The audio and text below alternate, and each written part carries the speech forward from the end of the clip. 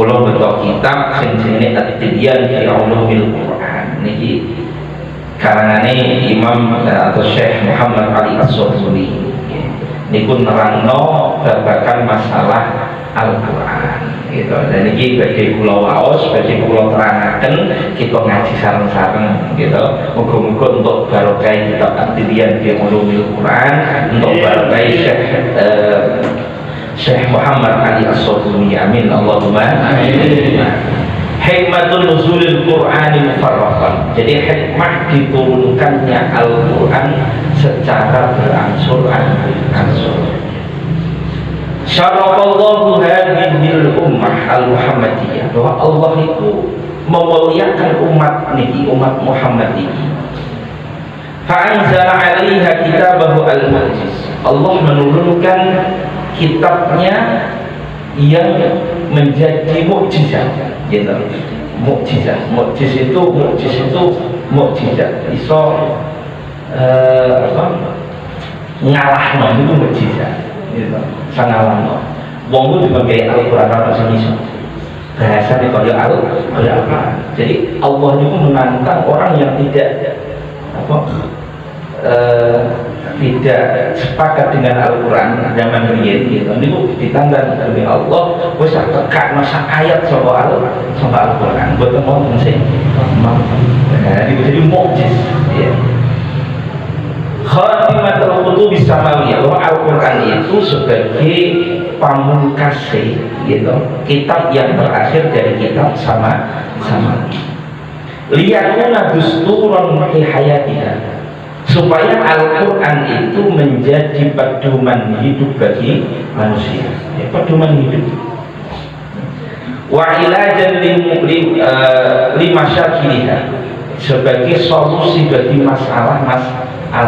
Jadi ono masalah itu sakit diurun dari Al-Quran. Ono hati sing ora tenang itu lah jadi para ulama jenengan iku atine ora tenang maca Al-Quran gitu. Apa meneh nek gelem maca Al-Quran iso ngangen-ngangen sakma nane Al-Quran. Lan nek kita niku piye? Kita niku tesih wonten apa mboten? Nek ten dina niku jualan banget ujian tombo ati.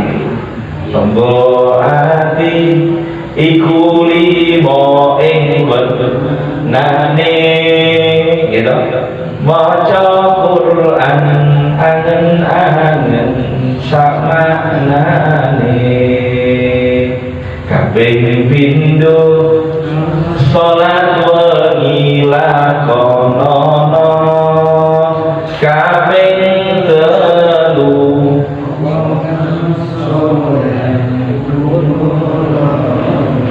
kaping papat kudu weten ingkang luwe, kaping limo zikir wengi ingkang suwe. Jadi Al-Quran itu diturunkan dening Gusti Allah niku sebagai ilajan, sebagai solusi bagi setiap nopo ingkang menjadi masalah. Lil Quran Al-Karim ya. Jadi Al-Quran itu diturunkan oleh Allah dalam dua fase gitu. Ini santai wae kita itu untuk berkai Al-Quran gitu. Jadi Al-Quran Allah itu menurunkan Al-Quran dalam dua tahap. Tahap ingkang sepindah ya. Min lauhil mahfuz ila sama'i dunya jumlatan wahidatan fi lailatul qadar, bahwa Allah menurunkan Al-Quran gitu.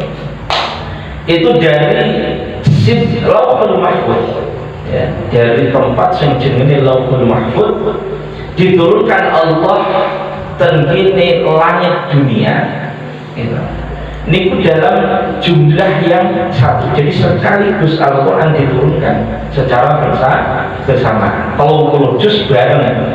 Allah menurunkan jadi lauhul mahfuz ila sama'id dunya ya, sama'id dunya itu langit yang kita lihat ini gitu. Niku di tahap yang pertama nonggone malam Lailatul Qadar senomor loro ya, minas sama'id dunya ilal ardi mufarraqan fi muddati salasina wa ishrina sanatan.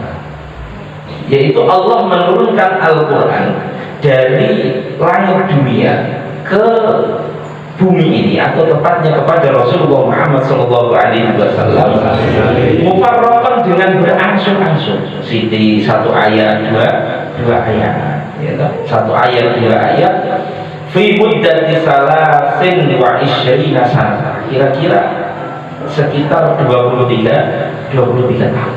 Semenjak apa? Kanjeng Nabi diutus menjadi Nabi sampai Kanjeng Nabi wafat. Nah, ini fase yang kedua. Nah, saat ini fase yang pertama kita terangkan. Faqad kana fi lailatin mubarakatin min layalid dahri hiya lailatul qadri. Unzila fihi al-Qur'anu kamilan ila baitil izzah. Bahwa di malam Lailatul Qadar itu Allah menurunkan Al-Quran kamilan, sempurna, satu gelondong Al-Quran, juz 1 sampai juz 30 itu diturunkan oleh Allah sekaligus ila sama'i dunia, ila sama'i dunia, kepada apa? Di langit dunia. Apa yang menunjukkan itu? Banyak ayat-ayat Al-Quran yang menunjukkan itu. Inna anzalnahu fi lailatul qadr lama adraka ma lailatul qadr. Itu ayat yang menunjukkan bahwa Al-Quran itu diturunkan di fase yang pertama. Kemudian di fase yang kedua, kita lanjut di fase yang kedua, yaitu turunnya Al-Quran minas sama'i dunya ila qalbin Nabi sallallahu alaihi wasallam munajjaman. Allah menurunkan Al-Quran dari langit dunia kepada Nabi Muhammad lewat malaikat Jibril munajjaman, secara berangsur-angsur, ay mufarraqan fi muddati salasin wa ishrina sanatan wa hiya min hinil bisa ila hini wafatihi shalawatullahi alaihi. Jadi selama 23 tahun perkiraan itu semenjak Nabi dianggap menjadi Nabi sampai beliau wafat. Apa dalilnya? Dalilnya apa? Al-Qur'an faraqnahu litaqra'ahu 'alan nasi 'ala muqsin wa nazzalnahu tanzila. Wa qala alladziina kafaru laula nuzila 'alaihi al-Qur'an jumlatan wahidatan kadzalika linutsabbita bihi fu'adaka wa rattalnahu tartila. Itu menunjukkan bahwa itu turun Al-Quran di fase yang kedua. Nah, sekarang ini hikmahnya Al-Quran itu diturunkan secara berangsur-angsur. Hikmahnya kata hikmah yang pertama, awal tasbitu qalbi Nabi sallallahu alaihi wasallam amama adzal musyrikin, yaitu untuk meneguhkan hati Nabi Muhammad, ya, di depan orang-orang kafir Quraisy pada saat itu. Ya, bagaimana sejarah-sejarah menunjukkan bahwa Kanjeng Nabi itu selalu dihina, ya, selalu dihina. Kanjeng Nabi itu direndahkan, Kanjeng Nabi itu tidak jarang mendapatkan perlakuan fisik, gitu ya, yang keras oleh orang-orang kafir Quraisy. Sehingga ayat Al-Quran diturunkan sedikit demi sedikit itu untuk menentukan hati Nabi Muhammad. Ya. Ketika Al-Quran itu diturunkan secara berangsur-angsur, itu ada orang-orang kafir Quraisy itu mengatakan seperti ini, ya. Mengatakan seperti ini, ya Abul Qasim, ya, jadi Kanjeng Nabi itu disebut dengan Abul Qasim. Qasim itu anak pertamanya Kanjeng Nabi, Qasim namanya, anak pertamanya Kanjeng Nabi. Mulai biasanya orang Jawa itu nek nyebut wong itu biasanya disebut tapi anaknya, gitu. Pak Ani Hawa, ya gitu kan. Pak Ani bisa disebut anak pertama. Lalu orang-orang Yahudi itu mengundang Kanjeng Nabi itu ya Abul Qasim, karena Qasim itu anak pertamanya Kanjeng Nabi, tapi meninggal masih usia besar. Ya Abul Qasim, wahai Abul Qasim, maksudnya Nabi Muhammad, laula unzila hadzal Qur'an jumlatan wahidatan kama unzilat at-Tauratu ala Musa.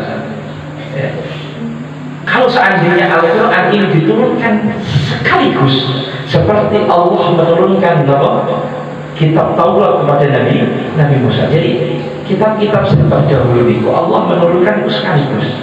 Dan orang-orang Yahudi itu seandainya Al-Quran itu diturunkan secara langsung, maka jadi mereka, maka saya akan menerimanya, mereka. Gitu. Tapi ternyata mereka banyak yang tidak menerima walaupun kitab-kitab terdahulu itu tidak diturunkan secara langsung. Maka dijawab oleh Allah Subhanahu Wa Taala. Gitu. Dijawab oleh Allah Subhanahu Wa Taala dengan jawaban kadzalika, seperti itulah ya, linusabbida bihi fu'adak wa rattalnahu tartila.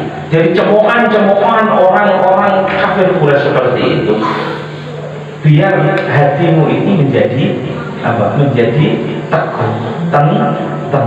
Itu hikmah yang pertama.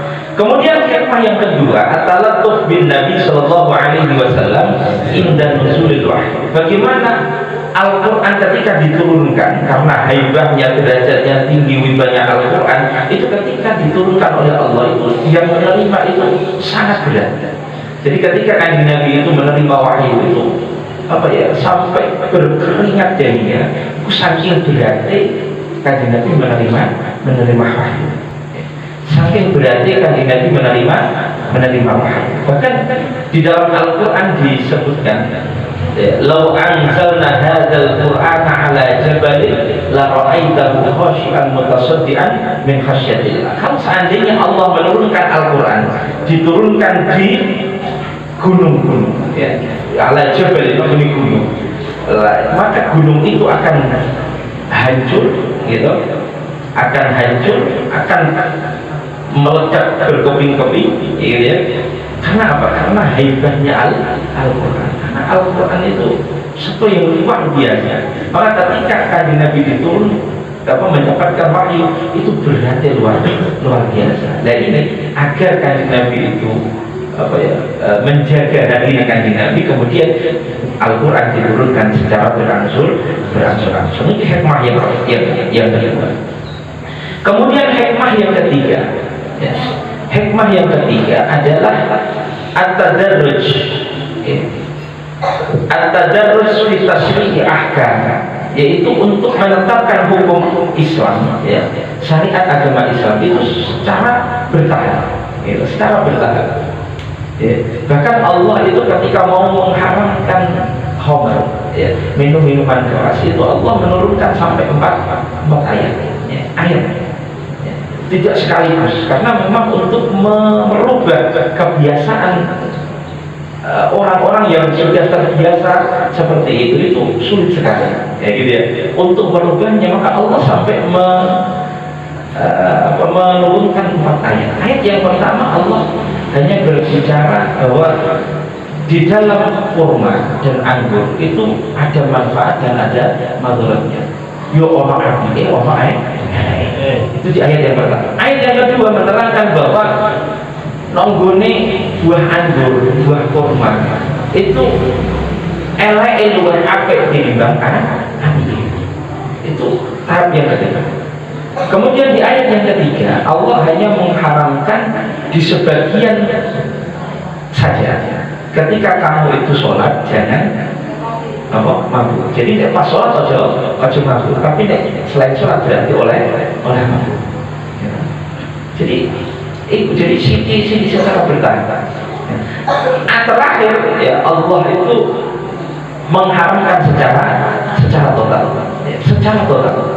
yaitu ya ayyuhalladzina amanu innamal khamru wal maisir wal ansab wal azlamu rijsun min 'amali syaitan fajtanibuhu la'allakum tuflihun. Ini ayat yang menunjukkan bahwa Allah benar-benar mengharamkan secara total minuman keras.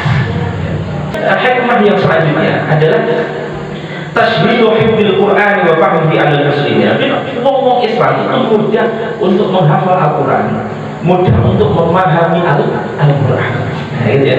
Kemudian yang selanjutnya adalah musayyaratul hawadits al-waqa'iyah. Biar ini Al-Quran itu menjadi paham, karena apa? Nanti untuk mengingat-ingat itu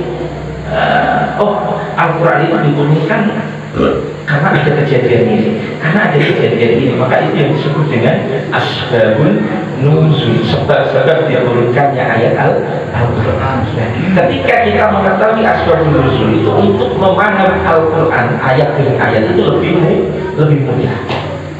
Terus kemudian al-irsyad, yaitu selanjutnya adalah al-irsyad ila masdaril Qur'ani wa annahu tanzilul hakimul hamid. Menunjukkan bahwa Al-Quran ini memang benar-benar dari Allah Subhanahu wa Ta'ala. Benar-benar dari Allah Subhanahu wa Ta'ala. Al-Quran itu diturunkan secara berangsur-angsur, tapi kok kaitannya kok matok gitu ya. Jadi setiap ayat, setiap kata itu matok kaitannya gitu. Ayat pertama dengan ayat kedua itu matok, padahal diturunkan secara berangsur-angsur, tahap demi tahap. Ini biar menunjukkan memang apa, Al-Quran itu benar-benar dari Allah Subhanahu wa Ta'ala, bukan dari khayalannya Nabi Muhammad, bukan dari karangannya Nabi Muhammad. Karena pada saat itu kata yang berpendapat bahwa Al-Quran itu khayalannya Nabi Muhammad. Nabi Muhammad itu tukang sihir, tukang ngapusi dan lain sebagainya. Al-Quran itu adalah buatannya Nabi Muhammad. Makanya kenapa Nabi Muhammad itu sebagai ummi kan tadi itu ada untuk membantah bahwa Al-Quran itu bukan buatannya Nabi Muhammad, tetapi memang benar-benar datang dari Allah Subhanahu wa Ta'ala. Pada dengan sadar kalau aturaken nggih wonten perintah-perintahipun kula nyuwun pangapunten. Wallahu muwaffiq ila aqwamit thoriq. Wassalamualaikum warahmatullahi wabarakatuh.